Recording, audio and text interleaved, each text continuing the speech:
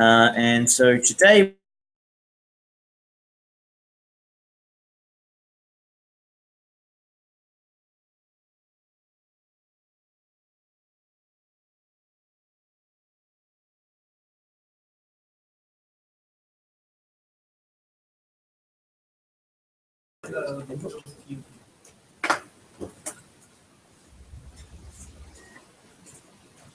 GMP, and then 3, 2, bang! Right, reality and terror, first-person shooter in current day settings. So, right, that's the topic. Yep. It's the last paper of the propaganda games. And yeah, in the abstract, they start with saying that first-person shooters give its players an intensive, often violent and virtual experience. And they talk about a particular concern that propaganda first-person shooter might be a propaganda campaign for governments and military. And in their work, they examine 160 individual game titles. And they analyze the enemies in the specific games, and they are far wider than a narrow examination. In the introduction, they give an example that the kill of bin Laden turned into a video game. And yeah, that their current work does not answer the question whether or not the first-person shooter games can be part of propaganda campaigns. They present a content analysis of the first-person shooter, and they focus on first-person shooter with contemporary settings, so no outer space or something like this, but yeah, some similar to real-life scenarios. And they give another example that a consultant from the military was included in the game development. But on the other side, they say maybe the industry is just aiming for realism, and that's why they include consultants. And it's the same with the football game FIFA. They also include consultants of this area. So maybe it's not for propaganda, but for profit reasons. Yeah. Further, they talk about reality games, and that the producers aim for authentic insider view of America's real-world battles, and that yeah, you can participate in the conflicts that are discussed in the news. And yeah, as mentioned before, the realism is a tool to increase popularity, so that's why they need some consultants to create reality near games. And in most games, in most of the first-person shooter games, it's police or military versus criminals or terrorists. And yeah, nearly all people from the Middle East are displayed as terrorists in these games. So in their current study, they examined 160 first-person shooter games from the time from 1993 to 2009. And only first-person shooter with contemporary settings. And they were not limited to military themed games, but also other kinds. And they did not play all the games, but used secondary sources because it was too much of games they worked on in this study. And they observed a trend that the earlier games placed in the United States and the newer ones are placed in recent war zones. Here's a table of the study, and they classify the enemies, and these are the categories. And yeah, they split the time area in 4 time zones. And yeah, you can see that aliens were pretty much favored in the beginning, but it's heavy decreasing, and yeah, get an overview of the games or enemies in the games. I will talk to all the categories now, as I do in the paper. First, the aliens. They do not simply attack, but aim at complete conquest of Earth and humanity. And so there's a direct threat to humanity's existence, and this justifies the measures players are intent to take. So the people who play these games are not concerned about shooting aliens because they want to destroy the Earth or capture it all. But the number of games is decreasing, as in the table shown. Yeah, the criminals, most have financial motives. For example, on the games are James Bond, Russian mafia, Chinese triads, or drug smugglers. Most times they are enemies from the US viewpoint. And in the earlier period, the criminals were the most notable real-world enemies. So the people who played this had connection to them and could actually think, yeah, they are bad and I need to do something against it. But also this kind of games, the number is slightly decreasing. Then the political enemies, that are all the shooters where armed forces of nations fight against each other, or you fight rebels. And in the early part of the study, the political issues were avoided. It was maybe too close to the Cold War, and you don't want to offend other nations again. And in the late 90s, they developed games or that play or forced to play against Iraq, North Korea, or later Russia, China, and Iran as well. Yeah, then there's a rough government activity. There's only a very small number of games because they say it's difficult within the structure of a first-person shooter. Since in the first-person shooter you have to constantly supply of disposal enemies, so the player gets a constant challenge and admire to go on and shoot other enemies. And it's a difficult task to present that many rough agents in a believable way. So if there are some and you eliminate them, it's okay. But if there are too many, you might question the reality of this game. Then another classification is science, and it's very rare in first-person shooter.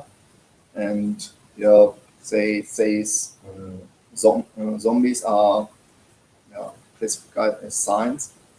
And the first zombie first-person shooter was established in 2005. And they came up with two theories why it was this late.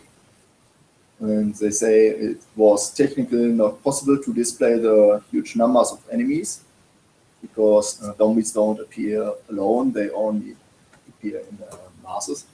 And some designers were reluctant to provide games with an escape as a prime motivation.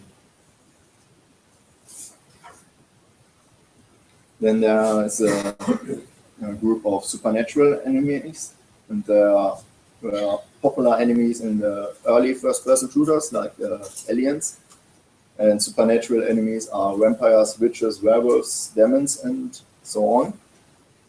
And they are easily presented as hostile and in large numbers, so it's similar to the aliens, an easy justification to shoot them. Then the last category are the terrorists, and they are a constant enemy since the beginning. In the earlier period of the study, non-terrorists had religion as a primary motivation, and that's when we hear terrorists now, we always think of the religious terrorists. And today religion is the most important characters of the terrorist activity. Before there were some other terrorists who had national ideas and not religious ideas in most cases. Yeah, then they come to the conclusion and start with totally new things.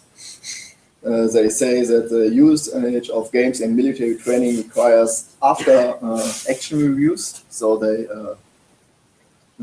say that trainees that played the games need to get out of the game, talk about the strategies, compare it, and think about it. And only then you can include it in military training, and not only playing and they will be ready for the battlefield. And further, the video game hero can revel the feeling of really being there because of the good graphics we have today, while at the same time knowing he is not there because he's still sitting in front of his computer. Then it depends on the player on what environment experience becomes in the real world. So some players might take the action of the game into real world and say, okay, it's the same, or some can abstract it and do a border again, between virtual reality and reality. And if social discourse and or public systems align with first-person shooter, their propaganda potential may be enhanced. So there is potential of propaganda, but it depends further on the circumstances of the individual, if it's affects the person who plays this much. Yeah, they come up with another proposal that military-themed games have potential to create enthusiasm for military operations. And public discourse and community networking has potential to become an equally potent tool. And further, the conclusion is supported by the study. The fall in the number of religious-inspired terrorists in the last period. So they reviewed terrorists, not as a whole group, but also what kind of terrorists, and the religious terrorists were decreasing in the last period they viewed in the study. And further they say that video game industry is primarily interested in market sales and government agendas, so they don't, they usually don't develop games for the government, like the Chinese you talked about, because they are all from the US point of view. And that they are interested in market sales and not in the propaganda of the government. And they come with an example from the beginning that the game series ends with the killing of bin Laden, but the real war continues, and so it's really abstract for virtual reality, where you finish the mission and it's over, and in real life it's not that easy to say it's over. And many factors other than the state military agenda led to the rise and fall in demand for military video games. So it's not what the government says or wants or is doing, that the games are developed for this, but there are other factors, what the people want to play, or where they see the most profit in the next years. And on the other hand side, many factors other than the video games led to the war in the Middle East. So it's not because the youth is playing first-person shooter that the army is starting a war. And yeah, that's their conclusion. Okay, thank you very much.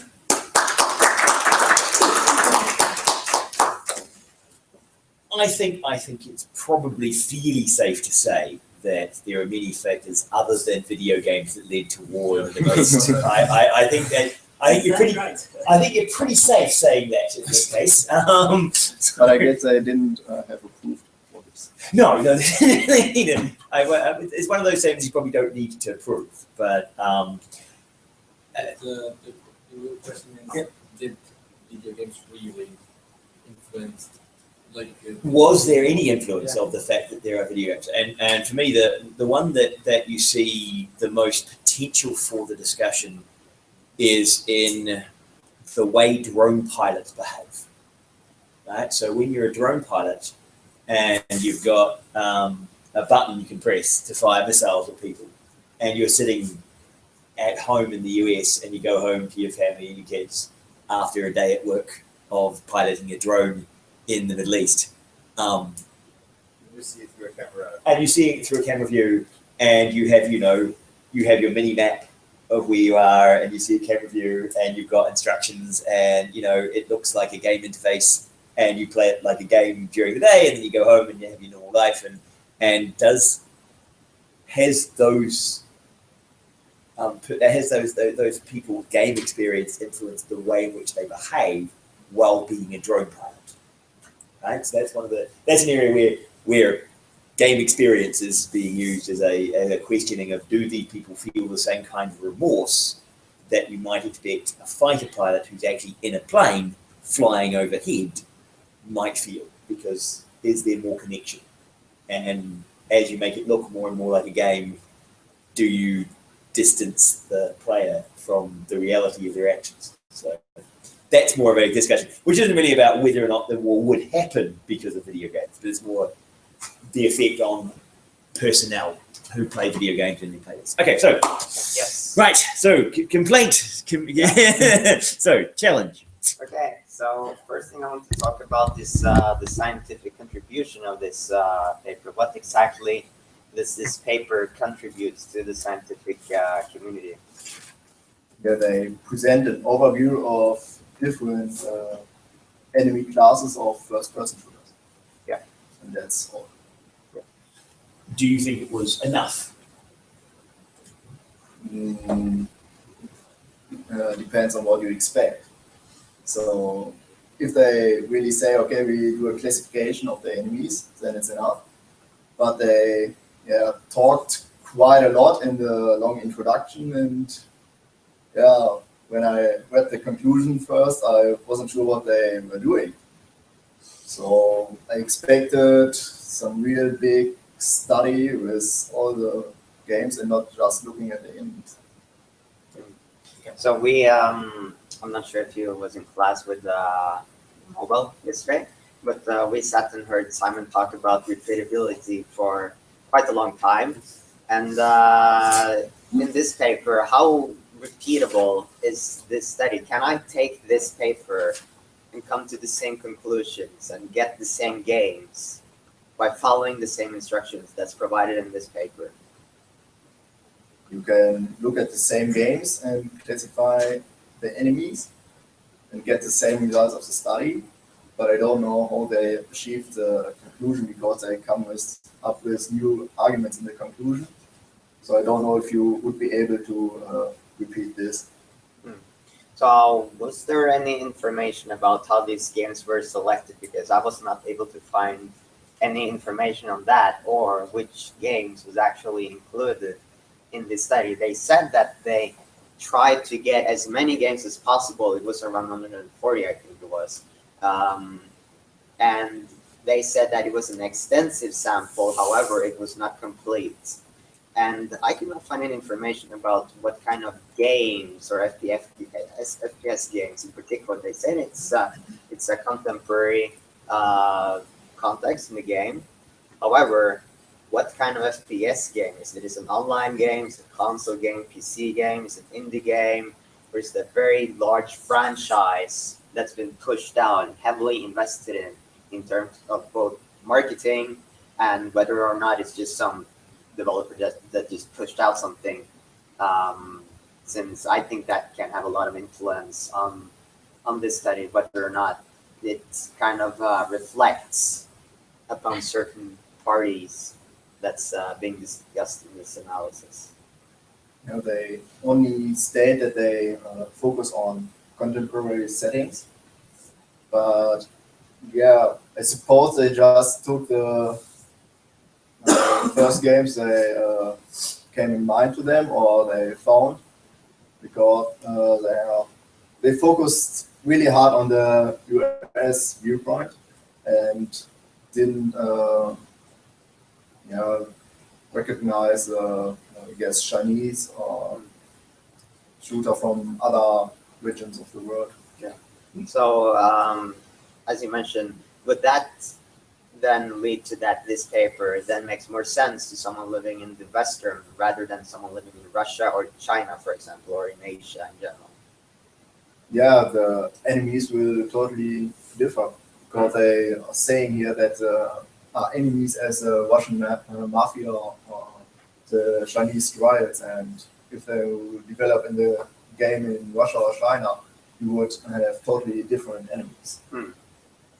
Yes. I'll interrupt you here and bring in a subsidiary challenges for this kind of research. Is they appear to be using straight raw numbers, right? So they look at games, they classify the enemy in the game, and then say, right, this is a game, and therefore it counts as weight 1, right? And then average that. And as you were saying, this creates a challenge of, is it a massive franchise or is it a one-person company who's just pushed out a game? Now, during the period they're talking about, the way in which you publish games completely changed, right? It used to be much more publisher, heavyweight. You had to have go through a lot of stages before you got to physical game. By 2009, you're self-publishing, and it's much easier to get content out. And this is a challenge when you make the distinction between a single instance of something versus, say, if you'd use VCharts and look at sales, you could have weighted by number of purchases, right? Which would mean a game like Call of Duty would weigh very heavily versus a game that nobody's ever heard of, except when you search for it and find it, right? So, and you get this problem in science, and we get it in a lot of scientific reporting, where you talk about, if we want to give two viewpoints equal time, right? So you talk about, climate change or Holocaust denial, right? So do you give Holocaust deniers 50% of an article and people think it existed 50% of the time because those are two distinct viewpoints, right? And if 1,000 people say that it happened and one person say that it didn't, if these all people agree and are considered one group, then you count this one and this group as one, and then average. That doesn't make sense. So treating Call of Duty as being one instance of a game, and is it one instance game, or do you treat Xbox 360, PS3, PS4, PS2, and it's every console version of a game a different version? Does it count multiple times? How often do you count it? All of that makes the numbers much harder to kind of feel confident about in terms of what they actually mean. So continue with your. So that was a comment on the trickiness of counting But individuals. for the market sales, maybe back then it was hard to determine if there are sales in China or not from their own closed market. Oh yes, So there are challenges. So you can't say which titles are played there and how much they are bought. Yeah. Okay. So, I was reading through the paper and I found a quote that they had there quite interesting because, as they say in the paper, the refer to an author that put in a quote there, and begin quote. He uses a few select examples to suggest that FPS games as a genre contribute to both a more violent society and a predisposition to accept the rhetoric of real-world military action. He writes, and then it's a block of text where there's an author that's being quite general, and however, FPS games is not mentioned in that quote. And he was being very specific, FPS games in particular. However, the author of that quote referred to games as part of a group rather than one specific genre of games. They were referring to games as well as news, and they were referring to heroes in those groups. Can you repeat the quote once more? He gives a few select examples to suggest that FPS games as a genre contribute to both a more violent society and a predisposition to accept the rhetoric of real-world military action. Okay. Yeah. And what's the question? The question is, why is this being so specific on FPS games in particular when FPS games is not even mentioned in the quotes that they put in there? Yeah, I guess they study only examine first-person shooter, so they try to match everything for their content. And yeah, in the crowd, it's talked about the generally setting, and they took it maybe out of the context and how to say it, try to fit it in their own study, so they wrote something that sounds reasonable. I sort of got the same feeling as well, because they were quite specific. They said that FPS games as a genre, that the author referred to that in the quote. However, it didn't. And I was like, wait, did I miss something? Or what happened? Oh, okay. I'll get to my next point. So, they discuss later on in the introduction, it was quite a lengthy introduction, they kind of make the connection or discuss what kind of impact it has on that we sort of have these war games or military games, and we have those in a very everyday life situation, how that has an impact on us.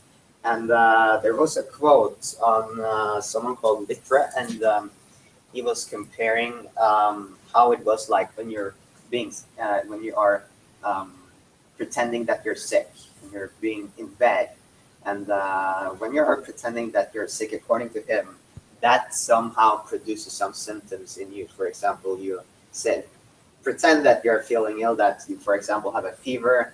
However, you might feel still, although you don't have a fever, due to the placebo effect, you sort of feel that you're ill, although you're not ill. And they sort of try and make that connection between FPS games and that scenario. However, in my head, when it comes to FPS games, they compare that as a real simulation of an actual event. However, when I'm playing, for example, Counter-Strike, I don't have that same mental model that I'm actually killing people, because I'm not mentally fit or physically fit to run around with a gun and killing people. And if that was a real situation, I would probably outrage by killing someone. I would probably not even play that game in the first place. So why do they make that connection in there in the first place? That's my critique, kind of.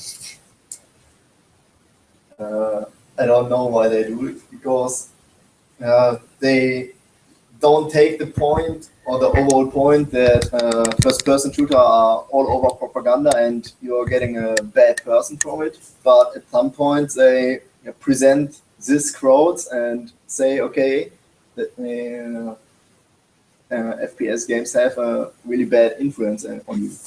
So And might that have something to do with that general misconception of FPS games that they think that it's an actual simulation of actually running around killing people? Well, when I'm playing FPS games, it's just for fun. I don't see those instances or entities that's running around on the map, which I am trying to aim on as good as possible and shoot on as quickly as possible so I can get the high score among my friends that I'm playing with.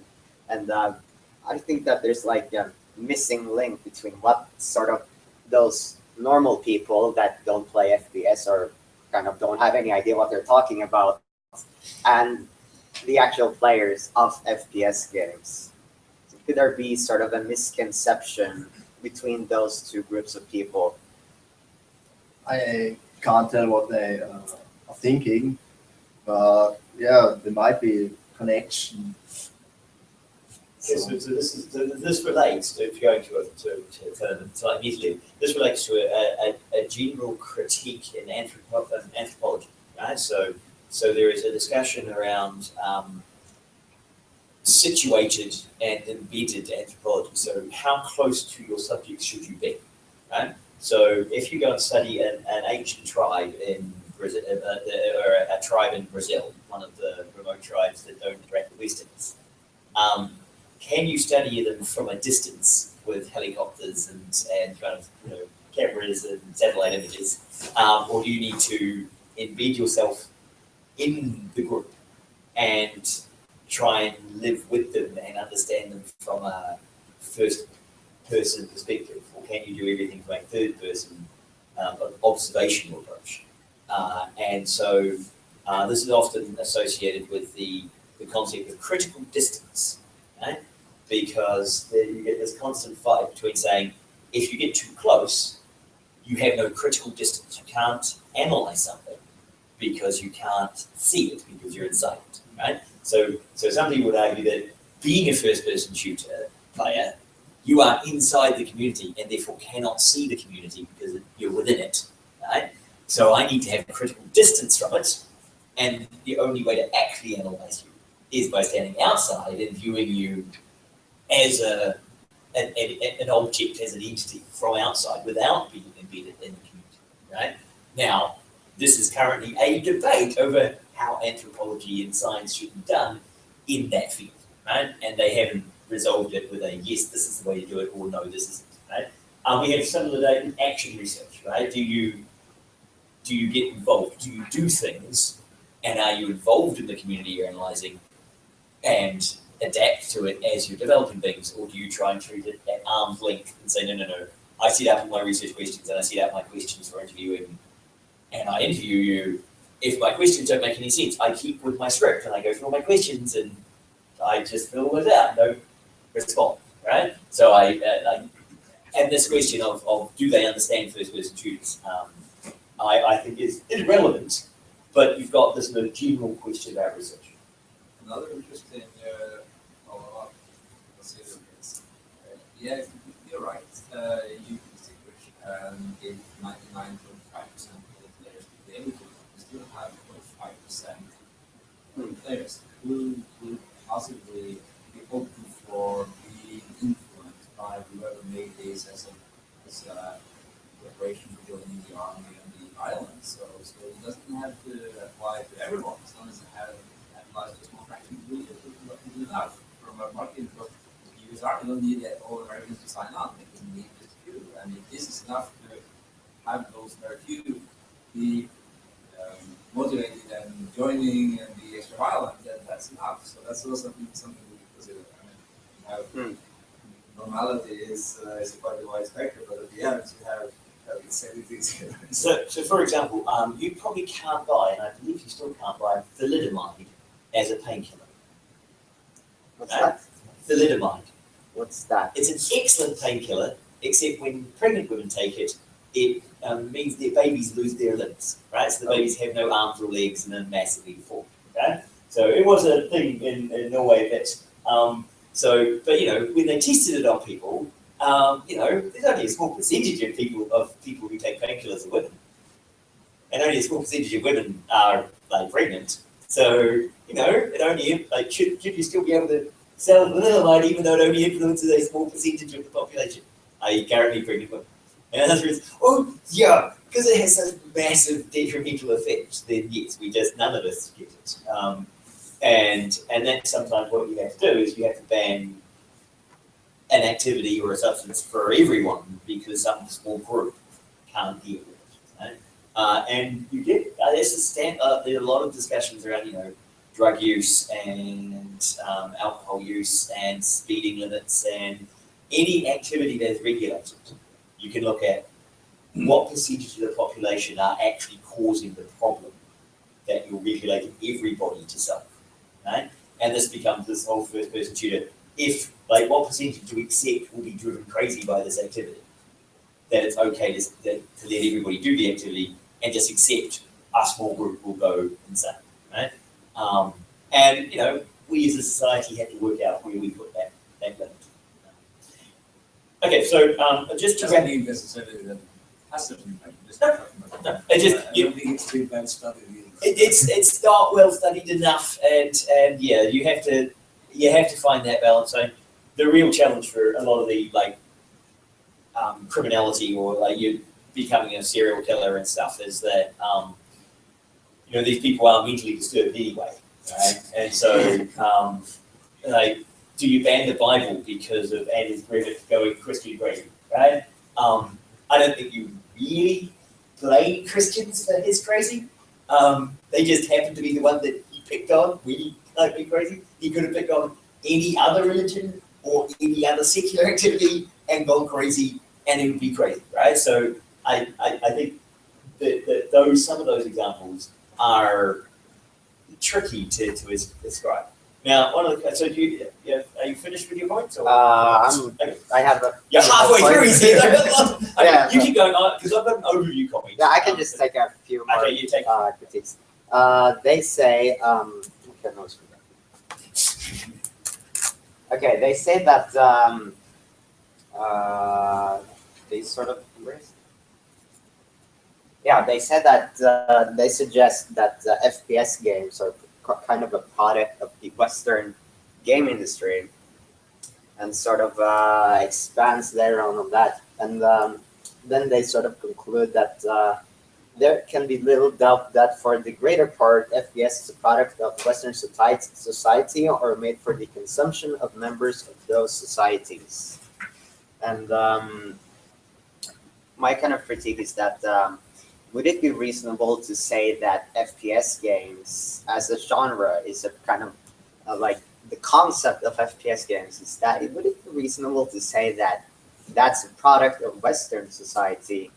Well, I think that if for example, the Asians were far better at producing games compared to us, FPS games would naturally evolve from that market. At some point, it would be an FPS games because it's a natural point of view to have a game where you see as the first person and you sort of aim with something. Yeah, I totally agree. Yeah. And, I get they are mixing general FPS games with specific the title they reviewed, because the titles they reviewed are the well-known titles in the western part of the world, and they are intended to be played by this part of the world because of the classification of the enemies. And it's not that all first-person shooter are connected to the western part of the United States. So of course there are some Asian products as well, I guess. So I'll give an overview. Yeah, I think I'll stop. So my overview, because I wanted to give an overview, you can go to break, you can go back to your conference if you want. Okay, so one of the things I felt about this paper was that given the introduction and the conclusion is about this kind of propagation with Western games, sociological stuff, and kind of the conclusions were about how they can be used in propaganda and how this is kind of Western construction or Western culture. If you read it without the bit that does the measurement in the middle, you assume that the measurement in the middle would be something about people's attitudes or society or those sort of things. But they seem to pick something that was measurable, almost independent of what they were trying to conclude. Right? Because for me, their conclusion doesn't really follow from the numbers they measured. Right? And so it feels more like I think this, and I believe there's evidence for this. I can't measure the evidence for this because that's either too much work, or I don't have the resources to measure the thing I want to talk about. So I'll measure some small sub area of the thing I want to talk about, and then say, I'm not going to talk, like, explicitly say this is not about, like, whether it's propaganda, but then talk about whether or not it's propaganda, right? So kind of this mismatch between the measurement in the paper that they could do and their conclusions and introduction about what their intention was, right? And as a reviewer, when you were reviewing this, I could see potentially being a first draft of this without some of the measurements and doing you need to measure something. You can't just make all these claims without measuring something. And so they go and measure something, and you go, well, I suppose you did measure something, and then it gets accepted, right? So I from my reading of it, it almost feels a bit like that, right? That they had this kind of grand opinion, but they need to measure something, so they found something to measure, right? And we would advise you not to try and do that, right? It's better to try and actually shape your discussion around what you can measure. So we're not talking about a measurable research question. If your research question was, do video games, can they be used as propaganda? That was the research question, and that's completely wrong. Like they measured it completely wrong way, right? And what they ended up measuring was kind of, a bit of how our enemies depicting first-person shooters. And then most of their conclusion is not in any way, as far as I can tell, supported by their assessment. So it feels to me quite disconnected. And would that, you agree on that? Disagree? They just categorize the games. Still, they don't provide any clear specification how they actually got those games or which games they actually included in their study. You see, so I just asked, while we're talking, I did the VG charts, shooter genre, and got 4,000 of them. So you then limit it to sales of more than 250,000 as registered in VG charts, right? Which, as we discussed, was around from 2005, so it was available to them.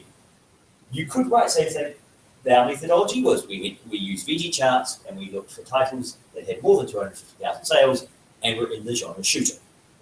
And then we eliminated those that were not first-person shooter. Right?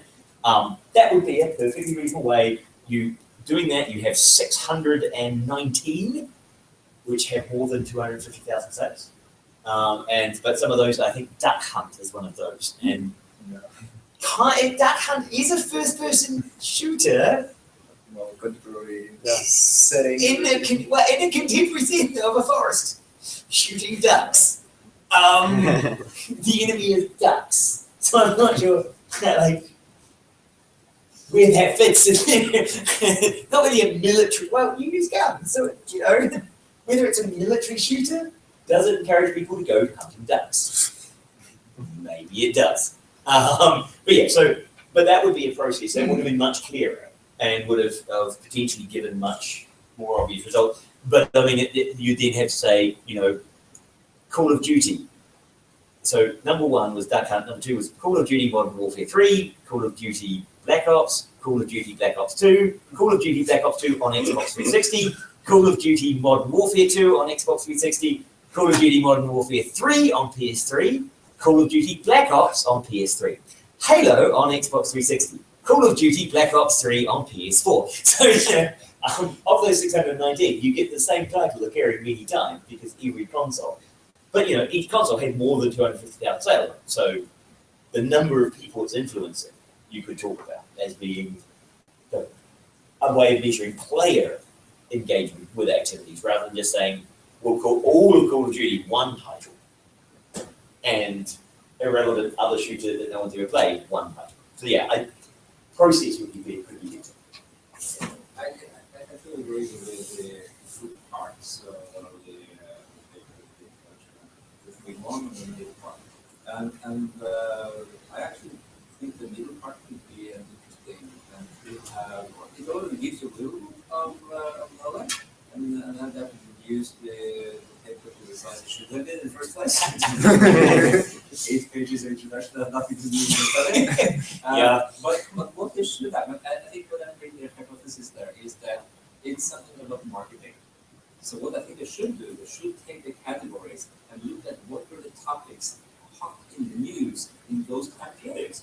Then they can show, okay, now if we have this kind of crisis, then after that we see these kind of titles being more popular. So if that is their hypothesis, they could have done a study on that and not skip the rest. If they wanted to deal with the rest, they had to have an approach in which they could kind of systematically discuss these topics, because they just could pull up random games and characteristics, and they would compare, they would have a kind of an ontology for discussing or anything. So, and that really, that would be much more work trying to give you some data. And they could probably have done a quantitative analysis of study all the titles and they would have to have quite a lot of work in systemizing and setting up the framework for that discussion.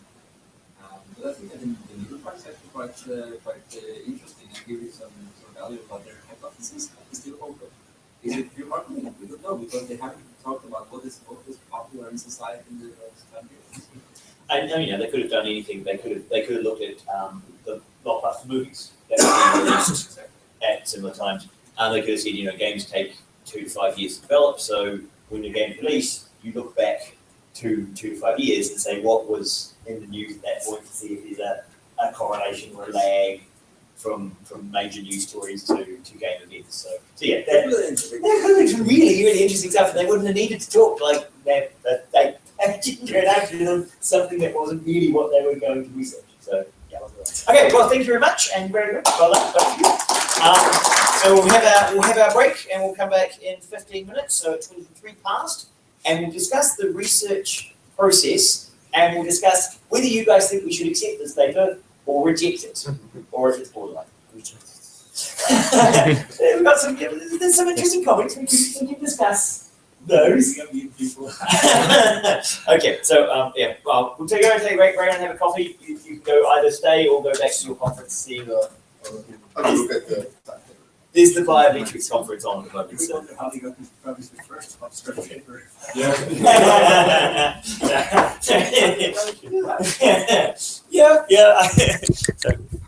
I'll just see if is there anyone on the stream. There's one viewer on the stream. Hello, viewer on the stream. I wonder who you are. Does it say who you are? It doesn't seem to say who the viewer. I can't see who the viewer is on my stream. None, I suppose. Okay. You're an anonymous viewer. Good luck. We'll be back after I get a coffee.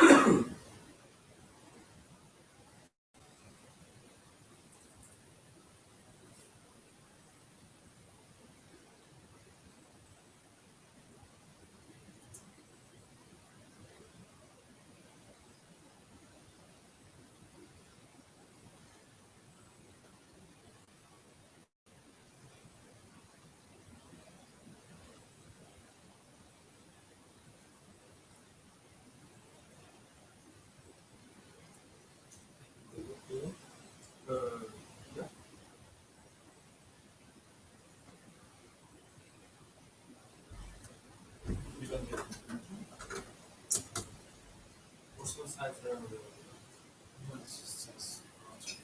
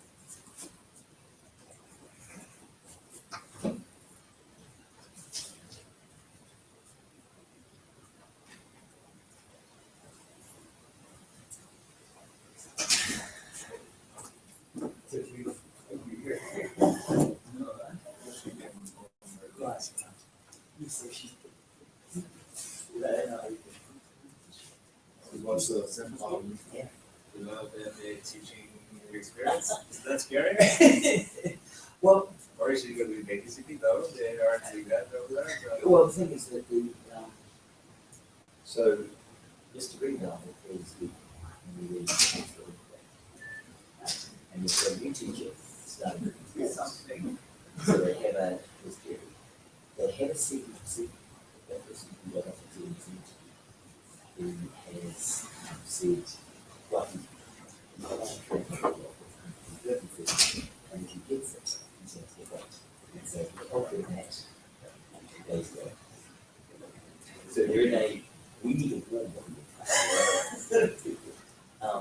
So and there was a part of it which was I don't I was the IT course.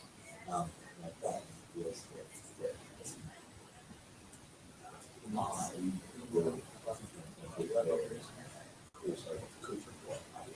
interesting tip for a primary school, right? So scratch Minecraft or sorts, yes. We do go through patches, so it's touched over it. But what should be filling in for would be English reading. It's medium. It's Miriam. Hello, Miriam. Excellent. I'm glad you found our street, Miriam. But yeah, so no, the challenge he had was, how do you get someone in and they can't pay the guy who's starting 100% from now because of his qualifications, because a year ago the placement, there's got a master's in this more experience. So he's much more expensive than the current person. And they don't actually have any money for that. And they can't start him now. So they can't start until August. So what do? You can't get someone in for 3 months. Just do. And if there aren't a group of teachers sitting around doing nothing, right? So even if you're going to get someone who's willing to quit their job to do 3 months work for you, you're probably going to have to do 3 months. Oh yeah. So yeah, no, it's just it's not possible. So somebody has to be a physical body in front of it. Basically, the job. So. Because I did also like something really good experience user gets teachers. It's the teaching organisation. So I'm starting. Adam is looking at the workshop and dealing with group of kids, which she has managed groups of kids, and she's done the assumption with groups of kids. And so she's done it. Planning and how Yeah. So there's no course plan. And the thing is that it's 3 months. So it's not. A permanent position. So, yeah. I don't know that they're taking malicious. Yeah, they need someone there. You can't get you because The most would like to see that they are well. yeah, but you don't have the option, right? And so you have to do what you can with the resources you have available, right? So, but and as I said, just get it up. She can say no, that's you. And they don't know what to do.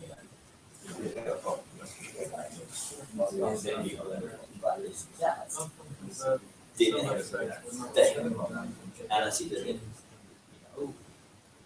if you say these, if you say these, and it doesn't work, you didn't. She is freaked out. You really know that class. Yeah. It's not like saying they've got very good. Okay, so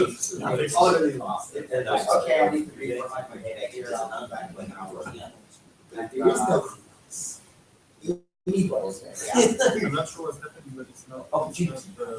Right, I suppose that's the there isn't enough wine to go because there is no other opportunity. There is no opportunity. So yeah, so you kind of relax with that decision, but you're not going to cost someone else. But yeah, no, I've suggested that I actually probably talk to you guys hopefully about something. I'm quite just double check. And if she wasn't good, she'd have to work out how. And she needs to work out over needs, like how she would walk her grandpa and access to her career. And so she has to sit up things for her. So that's kind of good for her. And see. Ask you for wisdom and so, you know, I'm weird. I'm willing to do to treat this as yes, everyone. I just got I'm not sure because I always it's like PTA, right? I'm not sure like PTA meeting. Get taken to I just got to meet my kids and the other ones. Yes, so I'm considering in that role where I really my abilities to help the schools in a particular way. And you know, I actually offered that role before she did. I talked about, and I've helped them out with the websites, and I discussed which computers to buy, and so I had them to really, yeah. So it's just a continuation of that for me. It's just it's more on the teaching side. yeah. So the challenge is sitting more in the regular teaching and. Because the kids of the She'll be doing well. So the idea, so she's got the whole grade 1 for her life, right? So and grade 1 and 2, yeah, it's still like 50% legacy. Yeah. But realistically, like, we actually structured education. In no way. Yeah, it's going to be basically also like so the our many websites. I think there are so there's 13 in one group. You were talking about China last week, that's why it's something. Yeah, but they're actually take over.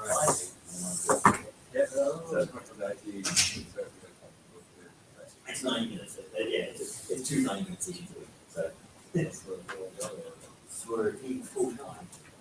Something, yeah. Yeah. Well, yeah. So I guess this also that there's a forward. Yeah, one so it's just you just speaking about the reading books. There's the bottle box of reading through. And she would be really English for us.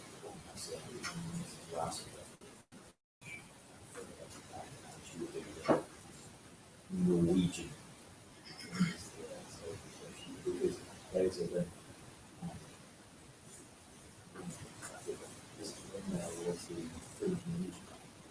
so they don't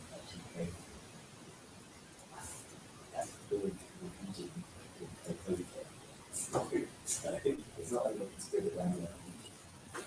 No, it's just the fact that she's still religion is something that you need to and even and so I think playing just goes back to the recent graduates will look at how curriculum is up and curriculum framework.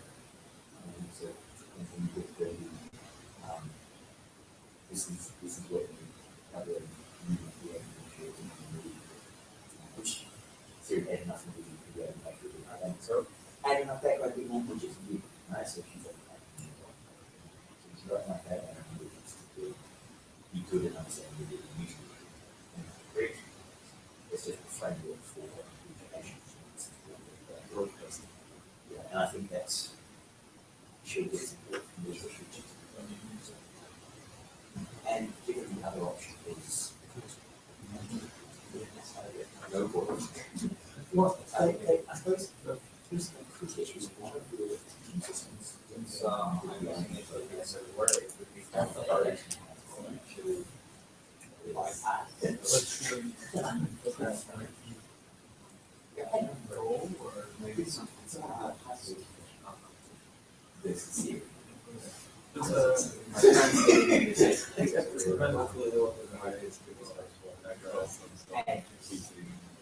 The only route No, she sits and she just like this.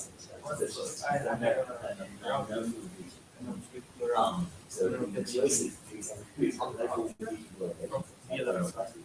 then when I get to the other route, that's another route. but it'll be I'm I'm not sure if something happened.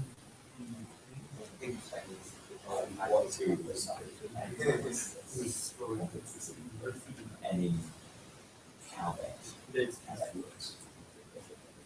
I have to use Google Translate. Yeah, but I recognize it was from my essence as more profound. Still, that makes that some vernacular. Where she gets that server with Chinese as well.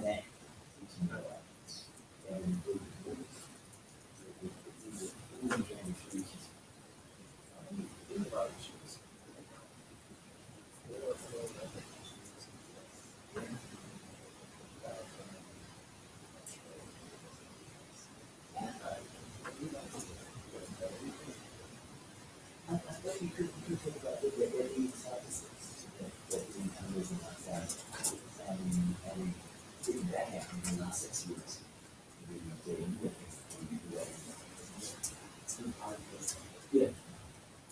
Okay, right. So now I get to plug in, and hello, Miriam. We're back. We're back twice as equal. So I'm getting my thing out here. Right. So and I picked the wrong one. That's always the way.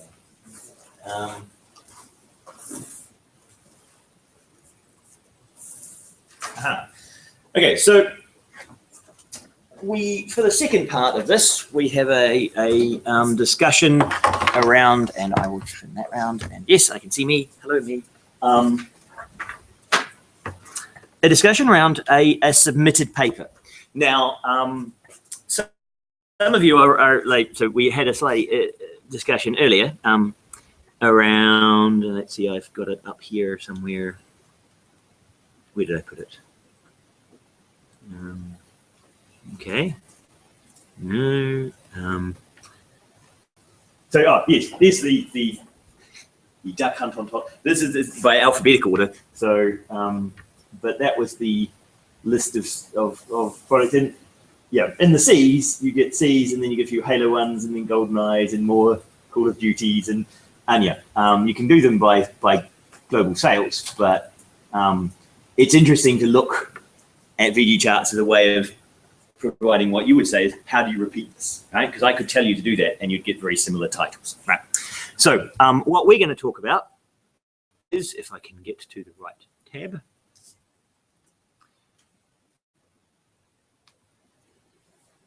This submission. Now, what we got you guys to do is to read this short paper and then fill in a form, which was the evaluation. Now, that form I built from the actual instructions I was given on how to evaluate this presentation. Okay, why am I in Slide Hacker? I thought I would have been in the, okay, I'll go to the evaluation. Now,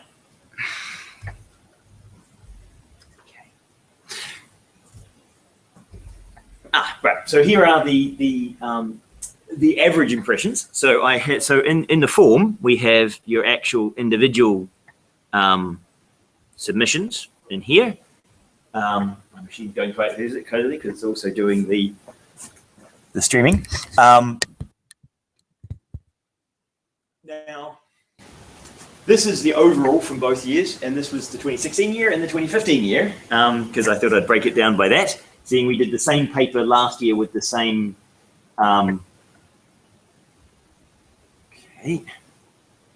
with the same criteria, and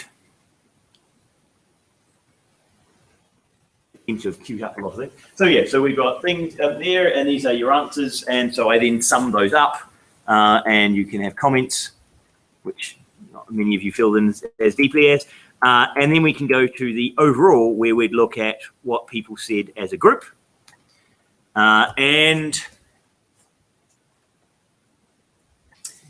what we find is that, you know, my machine is running very slowly. That's the evidence we have. Whether that's the relevant evidence. Okay, so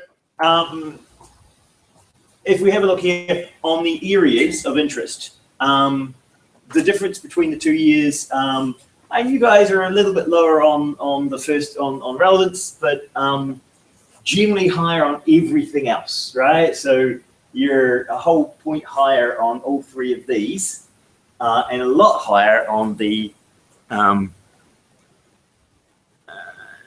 I can't believe my machine is that slow. On originality, and you're a lot higher on coverage. Now, in terms of overall decisions, so for 2016, we have 4 weak accepts, 2 borderline, and 5 rejects.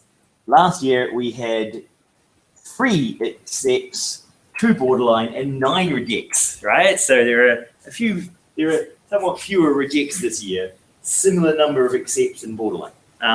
Now, okay, so just for full disclosure, part of the reason to give you a paper like this is to show you what a paper might look like when we reject it, right? Because if I give you a paper that we accept, you can find those by going to journals that have accepted papers and reading those, right? So all the ones you've been reading that are accepted ones are accepted ones. So to some extent, it's useful to give you one that is in the process that you see as being rejected.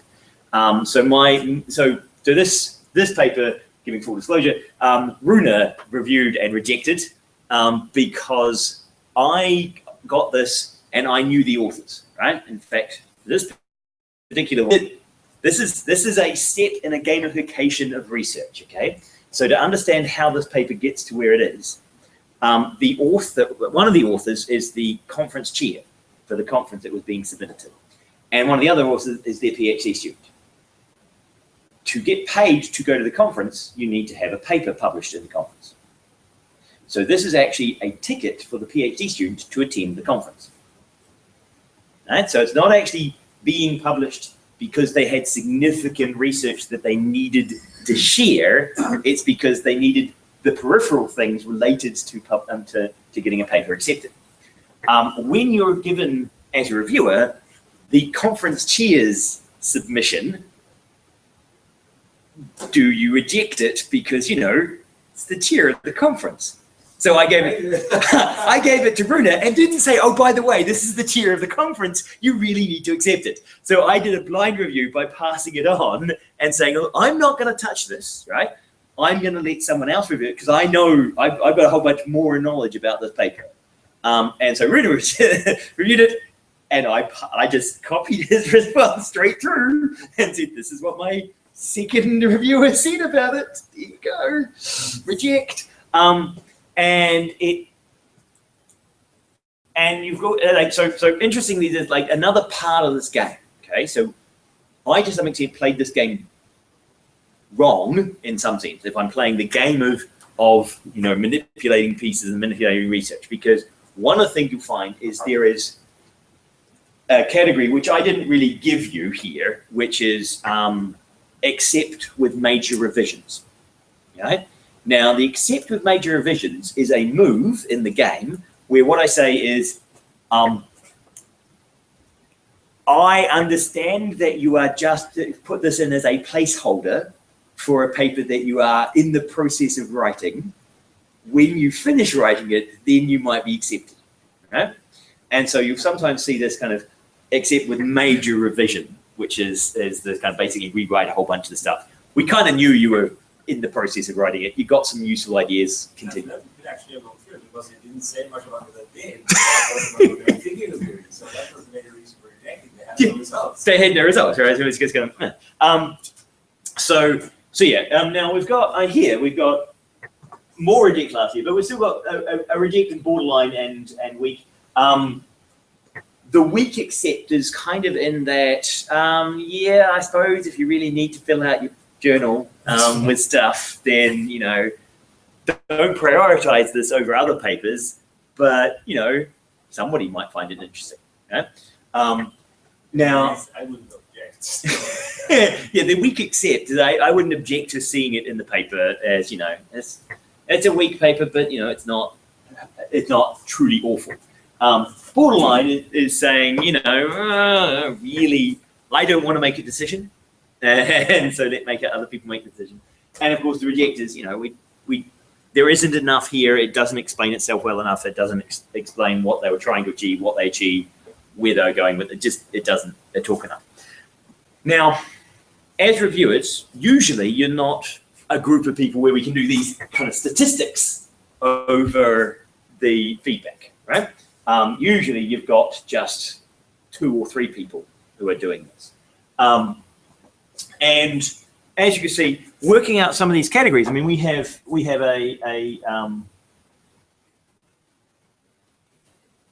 like for some reason, all of you, because it's 4, 4, and 4, I believe coverage of relevant literature, all gave them this year, all apparently defaulted to 4 and decided that 4 was the number, right?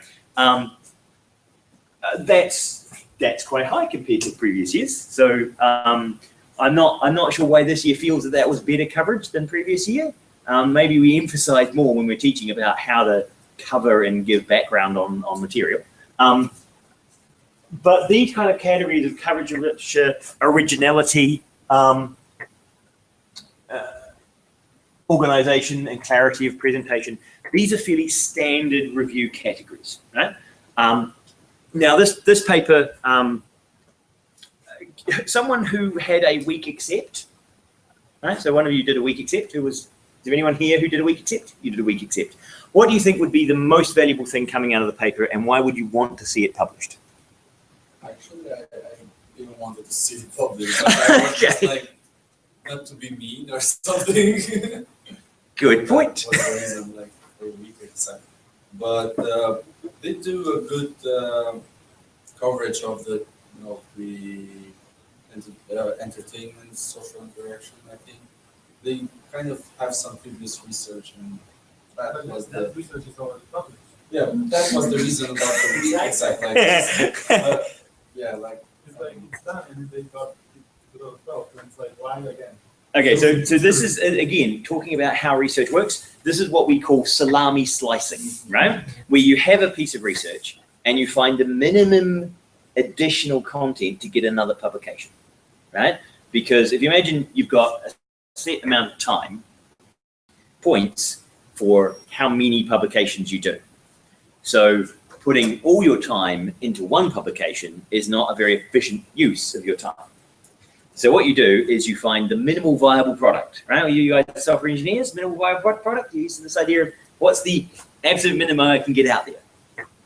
Now, in research terms, that is the minimal viable publication is like, how much more do I need to add to my previous research to get a new publication? Because if I can do always thin the slice, always add just the thinnest amount of content to get to the next publication, I can get a large number of points for my workload, right? So this is in that mold, and depending on Sure, I mean, adaptivity is a big topic in Survivor. So it's a problem. I don't think, but that didn't do the work. They had an idea. They had the idea, Make this adaptive, and they had an idea, and they vaguely describe what they mean by it, and that's it. So it's more than them the job. I think it's big enough that it's search locator. right, yeah. If they have some of the results of actually doing it, then yes, it would be. So saying that we yeah. So what you find is where I think there might be the salami slicing approach is that if you get this one published and then you publish the one with the results in it and then you publish the one with the analysis in it, right? So you treat those as 3 separate publications. You get 3 publications out of one piece of work, right? By describing it, reporting it, and then analyzing it. Now what we would normally think of as that's one publication. You methodology, results, and analysis appear in a single. But the way the game has been created for us as researchers is that that's no longer the best financial solution. The best financial solution is to carve it up and have those as 3 separate publications.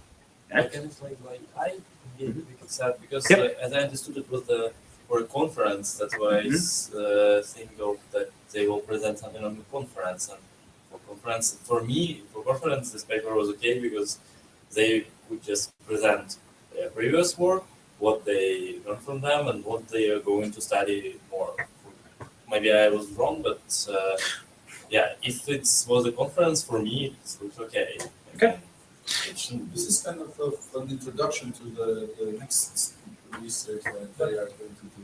It will perfectly fit That's an what introduction. researchers talk about between the papers presentations. The papers presentation should show what has been accomplished, and then researchers need to hire what we do now, how we have this project, and that's what we do between the presentations, not in the presentations. Unless you have, I think, sometimes you have this discussion. In progress. Yeah, where they talk about future directions, or you have some decision papers. In that case, it's fine. But in the regular scientific conference, we expect results.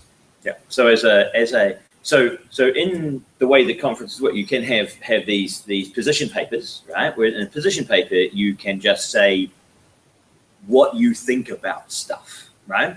So for example, the stuff I was talking about, repeatability and using idempotency as a way of representing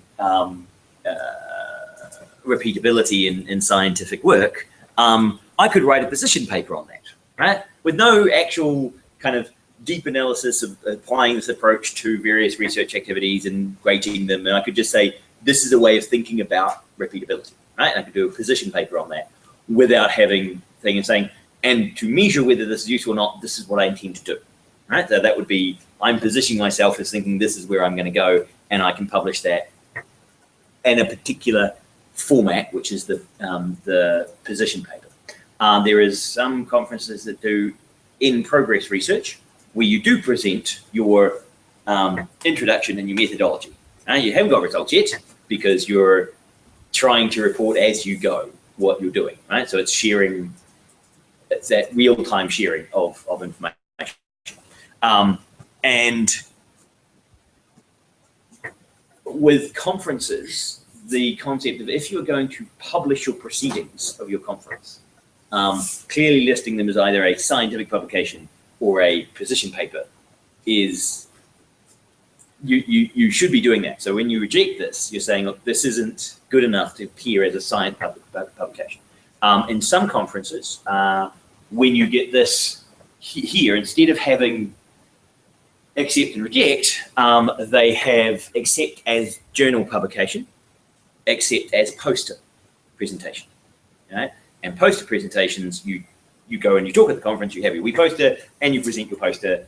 You don't have a full-length journal publication, right? Because you're saying, well, you know, there's not enough there for the actual publication to be relevant, but there is enough for a poster presentation, right?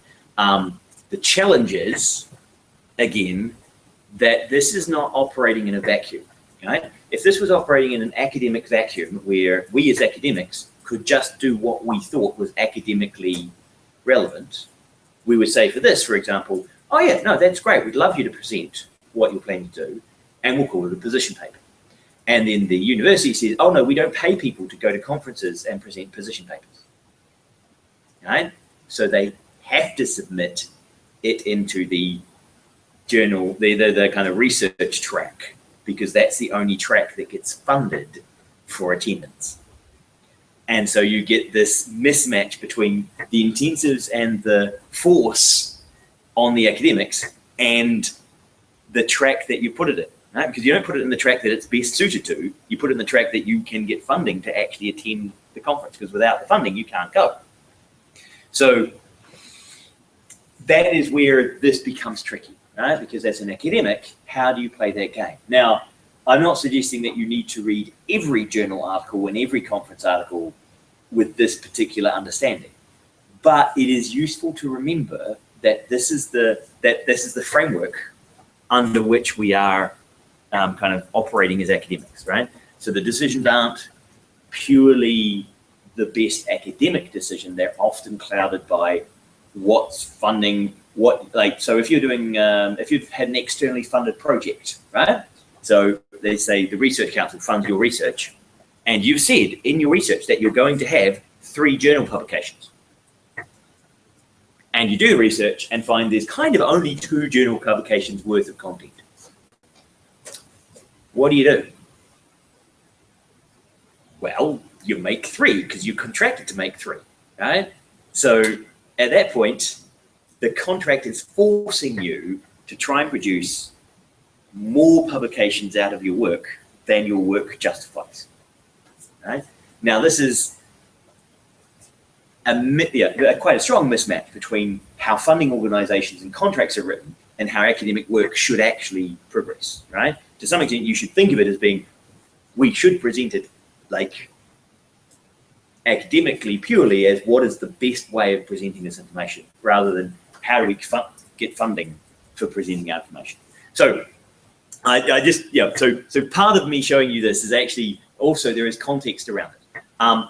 This paper, I think if we look at the weak points, is that it relies very heavily on a previous publication, right? It is mostly just saying, this is what we did there, and I spent a lot of time kind of reporting on the previous stuff, and then says, yeah, we plan to do this, right? And the conclusion is, we'll see,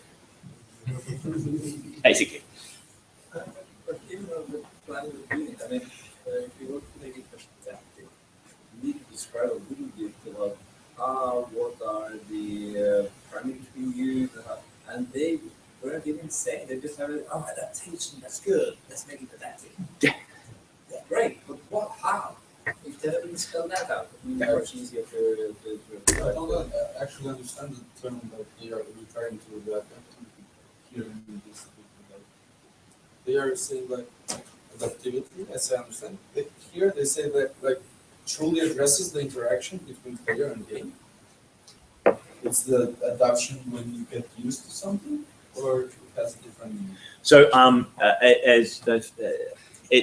for them, I'm assuming, because of course I can't be inside their mind, but they're talking about the game adapting to the player's levels of ability, right? So at the moment they had a very static game that just had the set activities, but they want it to be able to become more challenging. So the saying is that the obvious consequences of systems with user-centered adaptivity are not only reacting to different users in different ways, interaction will also change over time. Yeah.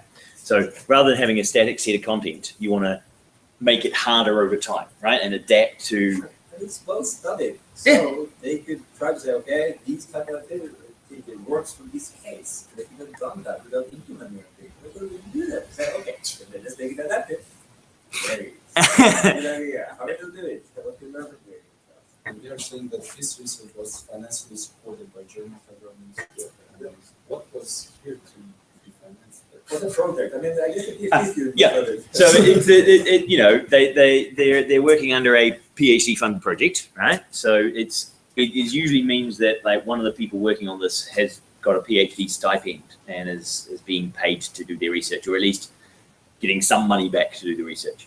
Also, it can mean that their the equipment and some research time has been funded by an external organisation, right? So I've got some funding from the Horizon 2020. We've had funding from the Research Council, Northern University Council, and there's the Regional Research Council that also funds various activities. So, and often in the contracts that you have with those organisations, you are obliged to mention the funding, right, with that organisation. And also from the publishing point of view, often journals have a requirement that any funding you received for a project must be stated, right? So that they try and say, well, if it's funded by Coca-Cola and you're saying that, soft drinks are good for you, and you say funded by Coca-Cola, people go, Do you think, this is just speculation from my side, but do you think that they were hoping that the fact that it was funded by the federal ministry and they are working from Fraunhofer, I think they were hoping that that would help them get some positive points. I think so. the fact of mentioning that who you get funding for and where you work. I think they were hoping that that would help. It's fancy. German Ministry of Education. Yeah, it's, funded by the German Ministry of Education. We're at Fraunhofer, the Research Institute. We're important. And There are parts of that. and there is certainly quite strongly in Germany a hierarchical structure of research organizations and researchers, right? And the more doctor professors you have on the list of authors, the more likely you are to be published, right? Pretty much independent of the research you do. Right? So there is unfortunately an influence there, and which is why for some conferences they try and do blind reviewing. Right? So they say, don't put your name or your organization. So you have author 1, author 2, and you don't put the organization down. And you're not supposed to self-refer. So for example, when I say, if we were saying, as we published in McCallum 95, if I say that anywhere in the paper, doesn't matter, I don't put my name on the top of it, you know exactly who it is, right? If I say we and refer to a paper. So you have to anonymize the entire paper.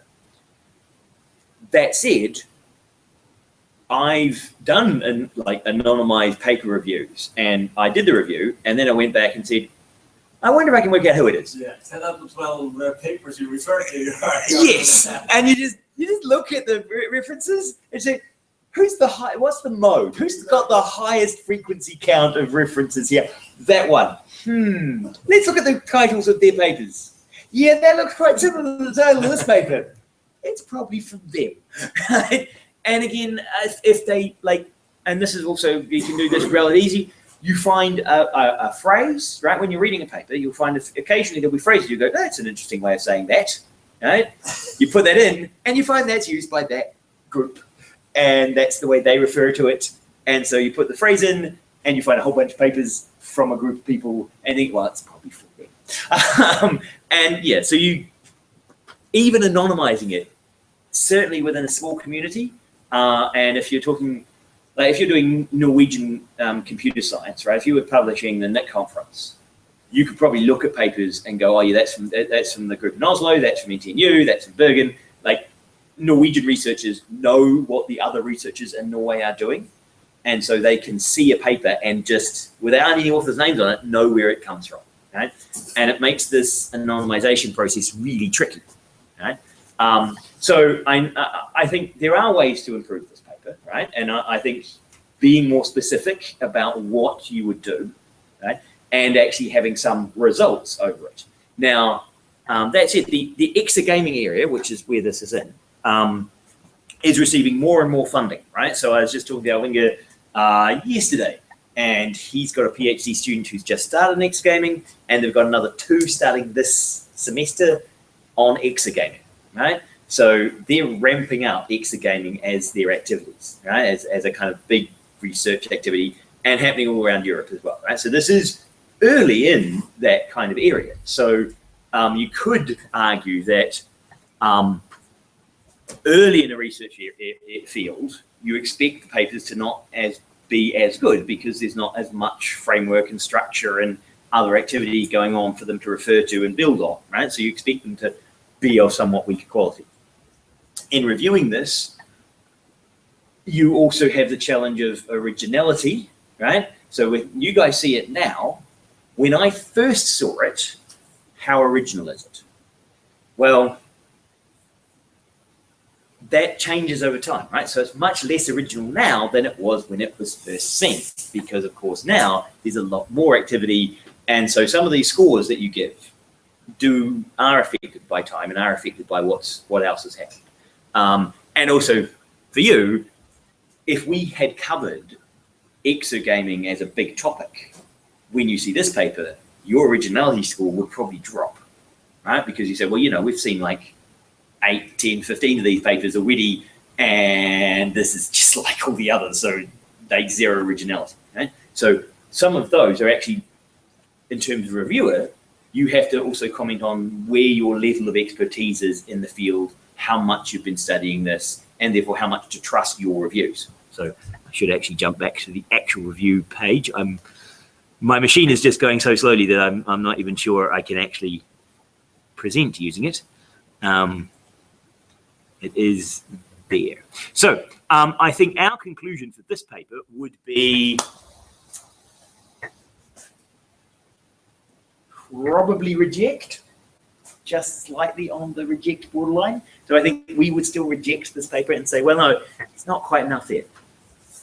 If you were given the accept as poster option for the conference, how many people would accept as poster presentation? So you guys who've said weak accept are kind of should be in that yes. People who rejected, would you still be willing to see this as a poster presented by a student? I don't actually understand poster. Okay, so and a poster presentation. So they're doing them over, and you can see the poster presentations in the biometrics lab is running their workshop, and they have some posters.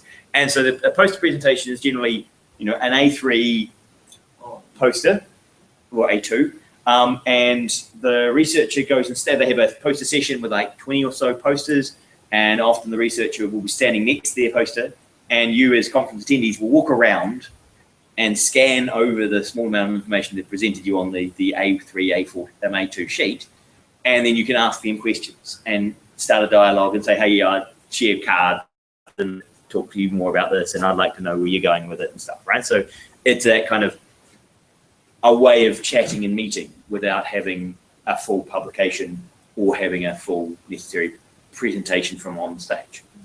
Right? I still don't think so. Yeah, fair enough. I mean, you know. Yeah, they sort of explain, like, they don't give enough information, so this could have some potential. Right. So you're feeling it's just so weak that you would still reject it and say, no, you need to have more than this before I think you should be. Yeah, I agree. They should rather start finding the conclusion than standing and talking about their stuff. Right. So you think they should spend the time actually doing the work? Yes. In this case, I would actually say I would do borderline.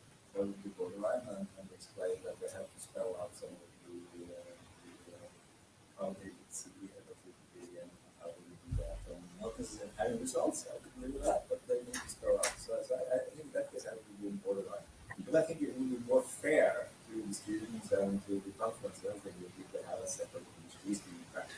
And because PhD feedback, we would let this go. This would be fine. Give them some harsh feedback and everybody happens. Yeah, you tell them you need to do this, this, this, and this would make it better, and then come present at the conference, and we'll give you PhD feedback as a PhD researcher rather than. But the problem is, of course, it's the funding, right? And so it's all about how the game is set up. So I can share this form with you if you want to see what other people commented on. We're now this is not the time because my machine has decided that it's so 100% being used it can't even update the clock. Yeah, so that's why I'm having trouble getting it to do anything other than display stuff. But thank you for doing this one. I wanted to be an interesting exercise in thinking like how you would accept and reject, right? Because as you start writing papers for journal conferences, this is what you will be putting your stuff into, right? You will also be competing against papers like this, right? So if you feel you can write something better than this, you're at least in the field at that point, right? And from an from a journal editor's point of view, one of the scores that your journal has is the number of rejects that you get, right? The percentage of rejects, right? That you accept 30% of papers submitted. One of the easier ways of getting that number higher is having more papers submitted. You get better results by rejecting more? Yes, you get higher rating by rejecting more. So the lower the accept, yep. So the lower the accept rate, the better the conference, right? It's one of the measures that actually, like, some academic organizations, some governments use as a way of giving you points for a conference is referring to their rejection rate. If they reject less than 50% of papers, you get one level. If they reject only 70% of papers, you get another level of funding, right? So they actually fund like papers published in high reject rate conferences at a higher rate, right? Because they say, it must be more prestigious. Of course, that doesn't actually say anything about the quality of the papers. That assumes that all papers are normally distributed and being normally distributedly presented to all conferences, right? If I go out there and recruit every PhD student I know to submit a paper and reject all of them and only accept the ones from staff, I can have a 70, 80% reject rate on completely terrible papers and therefore have higher status. So I can game the system. Now, basically what they're trying, like universities and governments are trying to do is saying, oh no, we'll just rely on academics to be good people and not game the system. Right? And I think you see in grade inflation that that's probably not a fair assumption anymore, right? Because, in the States now, they are up to the point where they have like A+, A++, and A+++. So you can to try and differentiate the A+ students. And I think it was Stanford, Harvard or Stanford or one of those. The average grade was A. Yes, the average grade was an A, right? And it's kind of, really, the average grade is an A? You get an A? The best students, of course. And so their argument is, we have good students, and therefore they're good students, and therefore they should get A's. And it's kind of, that means that and there's no differentiation going on, and it's a problem when you get organizations who are doing grade inflation. Now we are under significant pressure, small amount of pressure from the world's perspective, but massive amount of pressure from the Norwegian perspective to get higher throughput and to pass more students, regardless of their ability, right? Because the government has targets you're supposed to meet. And you get the same in the UK universities around publication targets that you're supposed to meet, right? And in the UK, you can lose your job if you don't hit your publication targets, which means from a reviewer's point of view, if you reject something, someone might get fired from their job if you reject this paper, right? Which then becomes a whole much more and if you know the guy, you think, if I reject that, my friend's going to lose his job. Yeah, but then if you accept it, that it's a really shitty paper, it's published, and then someone will say, okay, I might use this paper because it's published. Well, we'll talk about that next year. So in the fall. Find it in the paper, don't So this is so we're trying to give you an overview at this stage. The introduction to research. We will continue this debate next semester around how you then use and when you write your thesis and how you refer to research articles. As we see, being from Fraunhofer, being funded by German, the government doesn't help much. Yeah, so just being who you're funded by, and sometimes if just in the MEA conference, sometimes that's not enough. So. But this paper in the end was rejected. Yeah. Because of you. Yes, yeah. So it was, but yeah. He was the No, Runa would be uninfluenced by that. Yeah. So one of the nice things about being a Norwegian academic is because we have, we're not threatened. Integrity is important to us. Our integrity is important, and there aren't levers really to damage that. So, for example, like I have a base level of funding where I don't need to get external research money to still be paid. And so the levers the government has over us aren't as strong because they fund us reasonably well, right? In other countries where you are reliant on getting published and reliant on bringing in external funding and reliant on your network of people collaborating with you to try and get this external influence sort of and get this external stuff, it becomes harder because you have to play the game more, right? And so we're lucky in Norway that the Norwegian government funds Norwegian academics well enough that I can have integrity and without fear, right? Whereas in other countries, when you're afraid for your job, and you think if I get fired, my kids, what am I like? How do I feed my kids? Your integrity starts taking a back seat to the getting money, right? So I just need to publish this. I know that I'm breaking principles of academia here, but It's my job. It's my Yeah. life. it's my life. It's my livelihood. I need this to happen. Well, I think that the end of the story is that Mhm. Simon was never asked to get to be on the program committee. I haven't been asked to be on the program committee since then. There's memory in the system. There is memory in the system. Right? You don't play the game, you sometimes don't get invited back to play the game. So, yeah. I think enough time. I'm sorry for that. No. Well, I know I don't really mind. It's okay. I think that's the it might be the price of integrity, and that's fine too. You accept integrity as integrity. So, okay, well, bye, internet people and Miriam. And we'll see you next week. I'll put up the stuff tonight, tomorrow. Okay, for next week. Cool. And I need to tell my machine to. That the school has some issues with their DNS server. And why is this text coming up? They said it should be fixed now, so.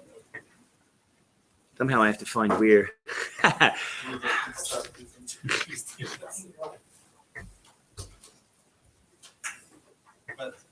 if you put the Google That's bypassing Yeah, if you're using it, yes.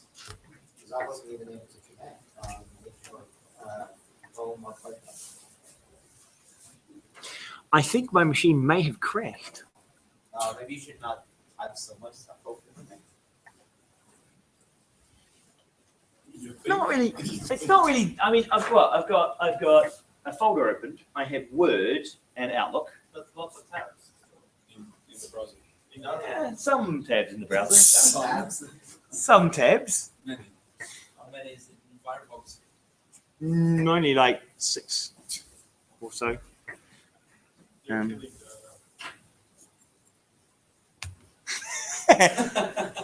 Yeah, I've got a blue spin. I will do the sad face, and that's it. Yeah. I might just have to close my machine and see if I think it uploads the stream properly. Yeah, it should, because it 'Cause- streams the video stream to Google servers. Yes, and then the Google server does the processing Yeah. rather than it being done locally.